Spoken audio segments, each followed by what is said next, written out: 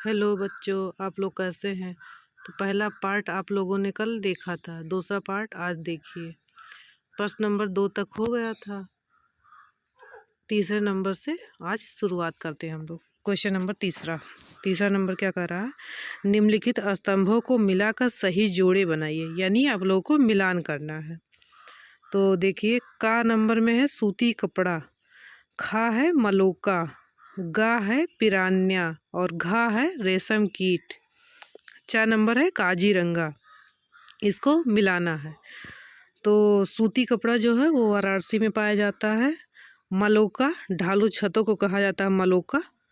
पिरान्या, ये मत्स्य से वो संबंधित है, मत्स्य मतलब मछली पालन से संबंधित है। घा है रेशम कीट यानी रेशम पालन से संबंधित है। रेशम कीट के बारे में बताया था, जो ये कीड़े जो है रेशम का धागा बनाने के काम आते हैं, मतलब वो उत्पादन करते हैं। 4 नंबर है काजीरंगा, असम में ये एक उद्यान है। काजीरंगा उद्यान असम का बहुत फेमस है। इसी में कल पढ़ाया था कि एक सींग वाले गैड़े पाए जाते हैं। ये ब्रह्मपुत्र नदी के किनारे है काजीरंगा आपका उद्यान। अब प्रश्न नंबर 4 देखिए, इसमें लिखा है कि कारण बताइए। पहला है वर्षा वन लुप्त होते जा रहे हैं, क्यों, मतलब क्या कारण है जो वर्षा वन लुप्त होते जा रहे हैं, का नंबर है। तो इसका उत्तर देखिए, वर्षा वन निम्नलिखित कारणों से लुप्त हो रहे हैं। स्थानीय आबादी के विकासात्मक गतिविधियों के लिए बाहर धकेल दिया गया, जो वर्षा वन के विनाश की ओर अग्रसर है। यानी स्थानीय जो आपकी आबादी है, स्थानीय आबादी का मतलब जैसे गांव था, पहले देखिए गांव छोटा रूप था, लेकिन अब क्या हो गया है, धीरे धीरे जनसंख्या जैसे जैसे बढ़ रही है, गांव अपना बड़ा रूप धारण कर रहा है। तो उससे क्या हो रहा है, जो पौधे हैं, पेड़ पौधे, उसको लोग काट कर घर बनाते हैं। दूसरा कारण है सड़कों, उद्योगों और घरों के निर्माण के लिए बड़े पैमाने पर वनों का उन्मूलन। अब सड़क को कैसे, जैसे दिन पर दिन आप देखते कहीं ना कहीं सड़क बनती जा रही है, तो सड़क बनाने के लिए रास्ते में जितने भी पेड़ आएंगे सारे को काट देते हैं, उसके बाद सड़क बनाते हैं। उद्योग यानी अगर कहीं इंडस्ट्री लगाना है, कोई कारखाना चालू करना है, तो वहाँ पर अगर कोई पेड़ पौधा हो तो काट कर सफाई करके तभी तो वहाँ पे लगाएंगे। खाली रहेगा तभी तो उस पर घर बनेगा या कुछ भी बनेगा। तो इसके द्वारा तीसरा आपका है घरों के निर्माण के लिए, जैसे देखते हैं कि घर का निर्माण करते हैं लोग, तो उसमें जब छत लदाई होता है, छत लगता है, तो उस पर देखो कितने ज़्यादा पटरे यूज किए जाते हैं। तो पटरे किसके बनते हैं, लकड़ी के बनते हैं, लकड़ी के पटरे होते हैं। तो ये लकड़ी कहीं ना कहीं से पेड़ काट के तभी तो आता होगा, तभी तो बनता होगा।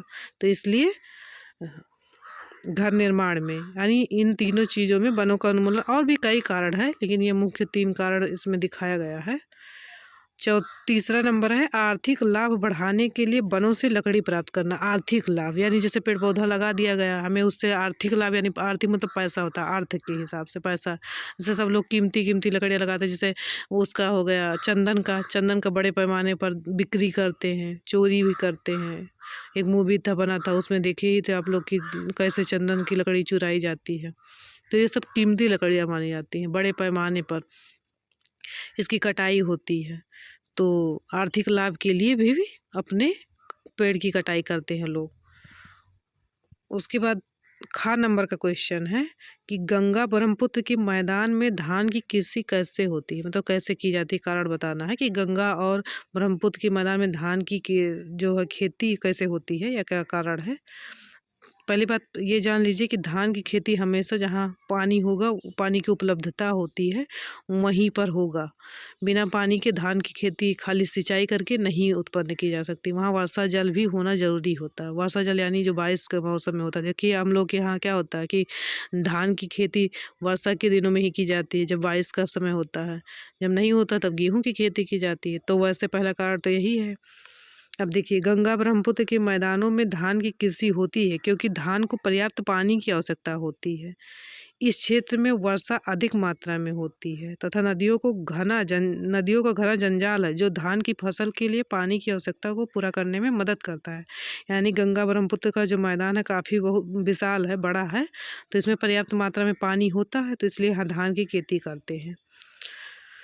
और वर्षा भी अधिक मात्रा में होती है। अभी पहले ही बताया कि बिना वर्षा के धान की खेती हो ही नहीं सकती।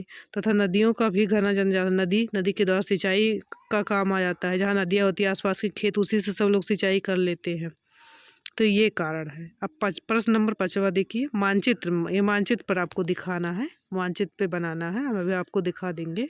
पहला कह रहा है कि भारतीय महाद्वीप के रेखा चित्र, भारतीय महाद्वीप प्रायद्वीप यानी एशिया महाद्वीप ना, उसका जो वो आएगा रेखा मानचित्र पर गंगा ब्रह्मपुत्र नदियों के उद्गम से मुहाने तक दर्शाएं। दोनों नदियों की महत्वपूर्ण सहायक नदियों को भी दर्शाएं। गंगा ब्रह्मपुत्र यानी गंगा का उद्गम यानी निकला कहाँ से, जैसे गंगा उत्तराखंड के वहाँ से गंगोत्री से निकलती है हिमालय पर्वत के पास, तो उसको उद्गम कहेंगे जहाँ से निकलती है। और जहाँ पर अंत होता है उसको मुहाना कहते हैं। जैसे गंगा जाके बंगाल की खाड़ी में गिरती है तो वो मुहाना कहा जाएगा, और जहाँ से निकलती है उसे उद्गम कहा जाएगा। ब्रह्मपुत्र का भी यही है। तो इन लोगों को दर्शाना है, दोनों नदियों को, इनकी सहायक नदियाँ, मैंने इनसे कौन कौन सी नदियाँ और निकली हैं वो सहायक नदियाँ कही जाती हैं। दूसरा ख नंबर है, दक्षिण अमेरिका के राजनीतिक मानचित्र पर भूमध्य रेखा खींचे। उन देशों को चिन्हित करें जहाँ से भूमध्य रेखा गुजरती है। जैसे हमने आपको बताया था कि पूरे ग्लोब पर 3 रेखाएं, काल्पनिक रेखा 3 खींची गई है। पहला है कर्क रेखा, दूसरा है भूमध्य रेखा, तीसरा है मकर रेखा। ये 3 रेखाएं काल्पनिक जो खींची गई हैं। तो उसी में से इसने कहा कि दक्षिण अमेरिका में भूमध्य रेखा पर कौन कौन से देश हैं उसको चिन्हित करके लिखना है। अभी हम आपको दिखा दे रहे हैं, वैसे लिखना आपको, ऐसे कॉपी में बनाना है। आप लोग ढंग से कॉपी बनाइएगा और मेहनत से इसको पढ़ते रहिएगा।